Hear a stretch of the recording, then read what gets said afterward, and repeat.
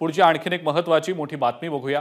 सिंचन घोटाळ्याचे आरोप सत्य आहेत, पण अजित पवार दोषी नाहीत असं उपमुख्यमंत्री देवेंद्र फडणवीस यांनी एका मुलाखतीमध्ये वक्तव्य केलेलं आहे। अजित पवार केवळ त्या खात्याचे मंत्री होते आणि म्हणून ते जबाबदार होते असं फडणवीसांचं म्हणणं आहे। तपासामध्ये मात्र अजित पवारांच्या विरोधात पुरावा मिळालेला नाही असंही फडणवीसांनी म्हटलंय।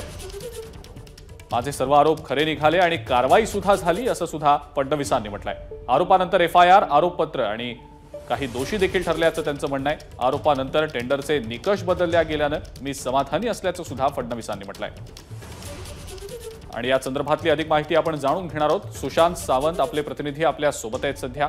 सुशांत, देवेंद्र फडणवीस यांनी सिंचन घोटाळ्याच्या अनुषंगानं काही महत्त्वाची वक्तव्य आता केलेली आहेत, भुवया उंचावणारी काही वक्तव्य आहेत। सुशांत, काय सांगता येईल याबद्दल?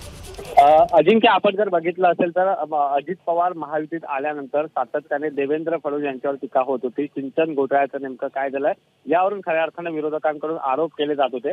मात्र आता एका वृत्तपत्राला देवेंद्र फडणवीस यांनी मुलाखत दिली आणि त्यामध्ये ते म्हणाले की सिंचन घोटाळा संदर्भातील आरोप चुकीचे नव्हते। मी या प्रकरणात जे प्रश्न उपस्थित केले त्यानुसार कारवाई करण्यात आली। या प्रकरणी FIR देखील नोंद आहे, तसंच चार्जशीट देखील फाईल करण्यात आली आहे।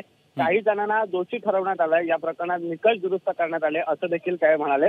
तसंच या भ्रष्टाचाराला आळा बसला आहे। आता निविदा प्रक्रियेत नवीन नियम आणि अटी जे आहेत ते लागू करण्यात आल्याचं त्यांनी म्हटलंय। त्यामुळे आपण जर बघितलं असेल तर सातत्याने जो आरोप होत होता अजित पवार महायुतीत आल्यानंतर, त्याला कुठेतरी आता देवेंद्र फडणवीस यांनी मुलाखतीच्या माध्यमातून उत्तर दिलेलं आहे। अजिंक्य, ठीक आहे सुशांत, धन्यवाद सविस्तर माहिती दिली त्याबद्दल।